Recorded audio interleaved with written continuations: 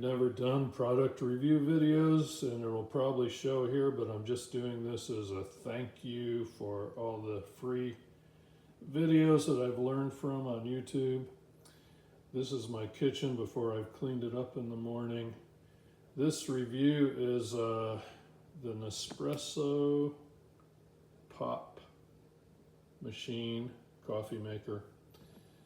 It is part of the newer virtual line of Nespresso machines. It uses a pod that looks like that. You see that? Right there. And then below that are some Keurig pods, because I have an old Keurig machine, which I'm going to replace. This one's on its last legs. It's going on 10 years old now. And I can tell it's not got much life left in it, so that's why I bought this. So online, everyone claims this makes better coffee. I've taken the side drawer out of this thing. There's a drawer in the side that the pods flip into after you brew the coffee. And the reason I've taken that out is because I'm using a available hack to make my own coffee pods. So I showed you the pods a second ago. Here is a pod that I made myself, reusing the original pod, which is aluminum. You can see it's got a barcode on the bottom. See those dark marks? The Nespresso machine actually reads those to calibrate how it brews the coffee, and it makes a number of different types of coffee, which would mean you have a different barcode to alter how it does the brew.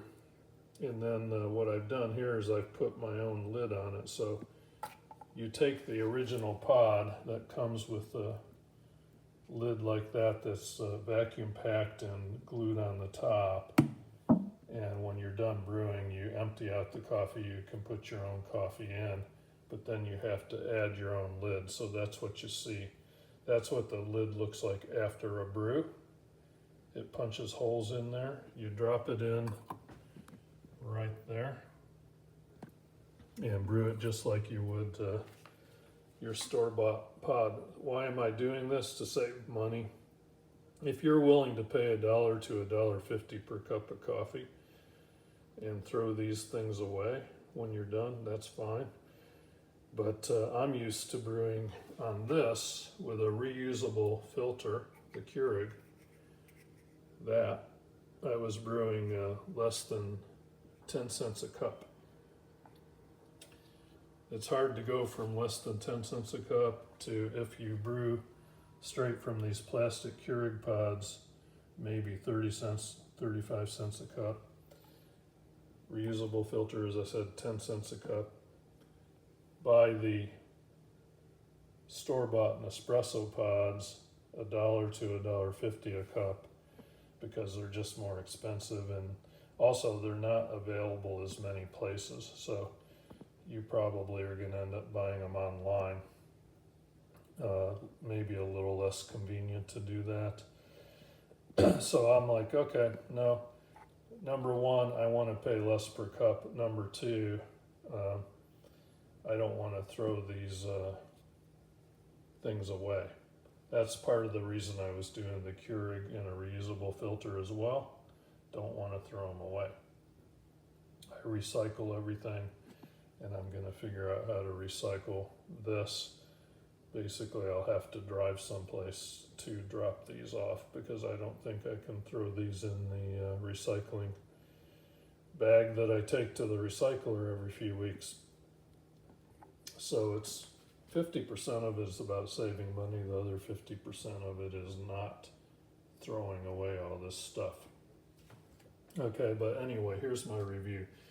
This is the Nespresso Virtual Pop, the least expensive Nespresso Virtual machine on the market. I paid 99 bucks for it. I think this may be an older model. I've seen some that look slightly different on the shelves recently. I probably paid too much. If you want to wait for a sale, I'll bet you could get this for 69 bucks. but I intentionally bought the cheapest machine I could find. That's just works for me. It's got a small reservoir in back. If you're buying a Virtua machine, think about the reservoir size. For me, small is fine. It's got a pedestal in front. See that? That drops onto a little lip on the front, but I took it off. I don't use it. Why don't I use it? Because once you install that, first of all, it's rickety. It falls off very easily. Secondly, it reduces the size of a cup that you can fit under there. So not enough clearance. Some of the newer ones seem to have more clearance. They have a slimmer place to put the coffee cup, but I just got rid of that pedestal altogether. That's probably only a 12-ounce cup under there, and it fits without the pedestal. Now this size, this is another difference between models in the Virtuo line. There's about 3 models above this that get fancier and fancier. This one brews anything from a small espresso, which is like an ounce brew, up to a 12-ounce brew.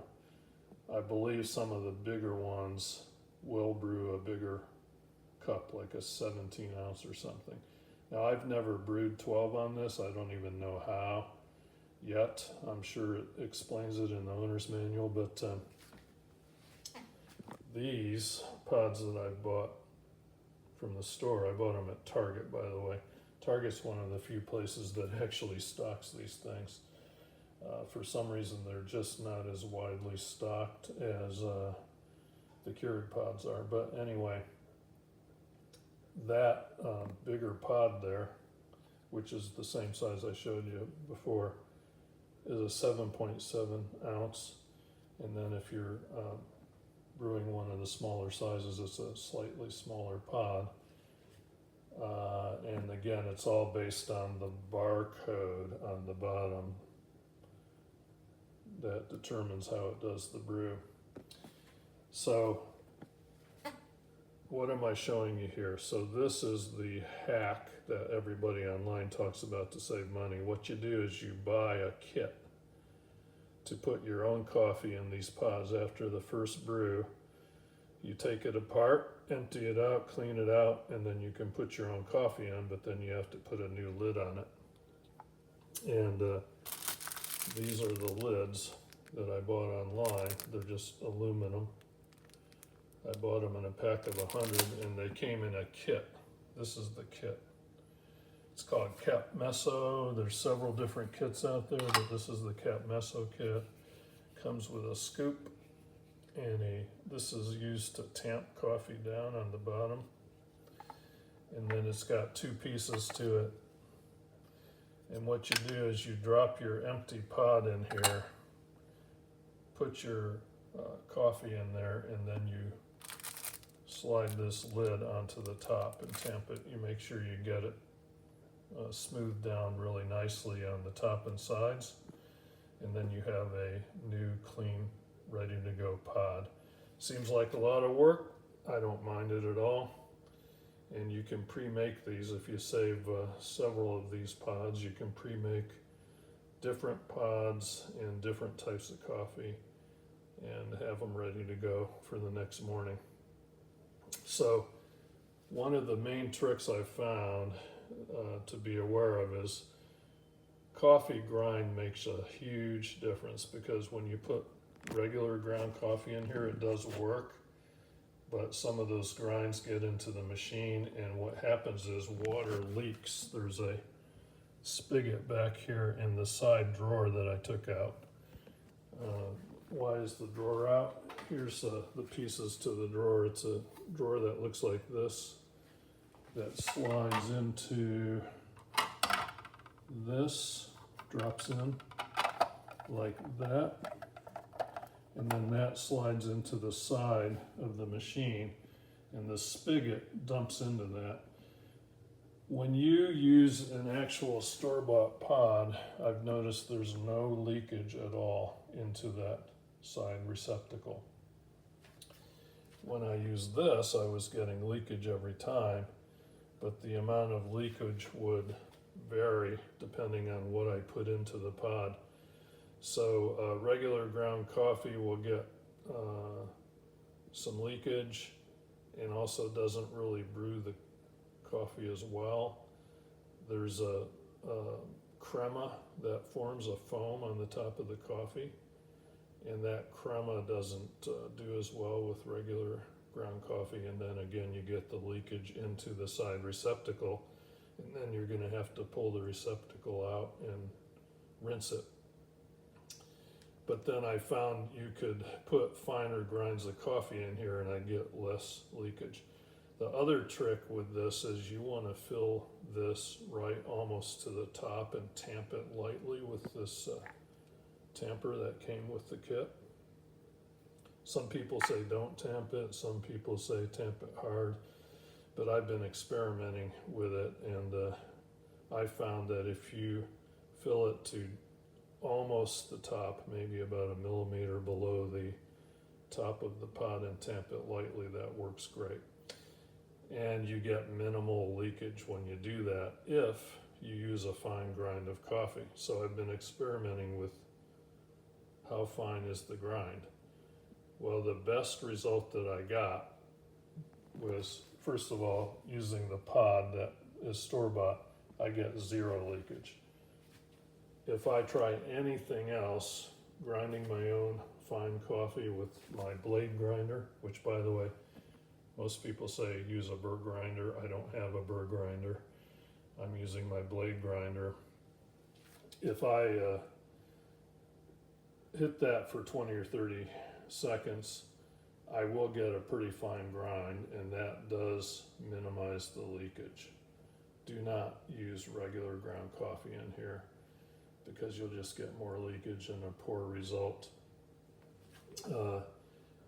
The next thing I tried was actually going to a store that has a grinder, getting their coffee beans and doing an espresso grind, which is a super fine grind, and that resulted in zero leakage. So the espresso grind duplicates what's coming in the original pods. Any other grind that I tried didn't get there. I got some leakage. So a little bit of leakage, no big deal, just rinse out the side tray.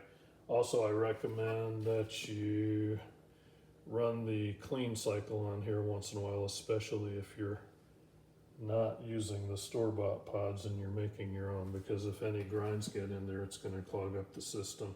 Nespresso says don't even use these kits. But I don't believe them. I think if you do it right and you clean the system, you're going to be fine. I have had no issues, and when I did get a leak, it was never major. It always stayed inside this side receptacle that slides in. By the way, that side receptacle is cheap. I already mentioned the front pedestal is cheap. It doesn't stay on well and it doesn't fit well. That side receptacle falls out very easily when you pull it out. It just falls out of the unit. It doesn't stay in there very well. But I don't really use the side receptacle except to check whether there's been any leakage. What happens is you open this up after you've brewed the coffee, and then it flips the pod into the receptacle. That's fine if you want to do that, but I don't even do that. I pull it out myself because I know that I'm going to need access to this pod anyway to make my new coffee for the next brew. So the results are pretty good using the espresso grind from the store that I ground myself using their machine. I assume their machine was a burr grinder. I tried fine grind using their machine. I got a little leakage. Regular ground that I bought straight from the store shelves, more leakage. The best thing you can do is use that espresso grind, no matter what type of coffee, in my opinion. The other thing is, this is a theory, I'm still experimenting with it, but when you buy these coffees from Nespresso, you get all kinds of different ones, right? This is a Sumatra, I believe, blend. Is it Sumatra? Let's see. Yeah, Sumatra which I think is like a medium dark roast. This one's Colombian, which is a medium roast. And then this one that I have in the unit right now is a darker roast. I think it's called Verona or something like that. I'm not even sure because this one doesn't have a label on the bottom. But what happens is, again, as you move from pod to pod, the barcodes change, the way it brews changes. So you have to think about when you're making your own coffee pod, which one of these pods are you putting it in? Because you wouldn't want to put a dark roast in a lighter Colombian, for instance, unless you're doing that intentionally, or at least experiment with that to get the flavor that you want, because those barcodes change the way it's brewed, and if you put something that is the wrong match for the type of pod, you might get kind of a watered down taste in your coffee. So you want to put probably a dark roast in a dark pod and a medium roast in a medium pod, that kind of thing. So overall, I like this machine. I think the Pop has some cheap features with that side drawer and the cup pedestal. I don't particularly love that the water receptacle is in back, because I have to pour my water into a glass to put it into that receptacle. That's minor. But the overall thing does work and does brew decent coffee, and I agree with people who say that it's better than the Keurig. So those are some ideas for how to get going on this coffee maker, especially if you want to make your own pods.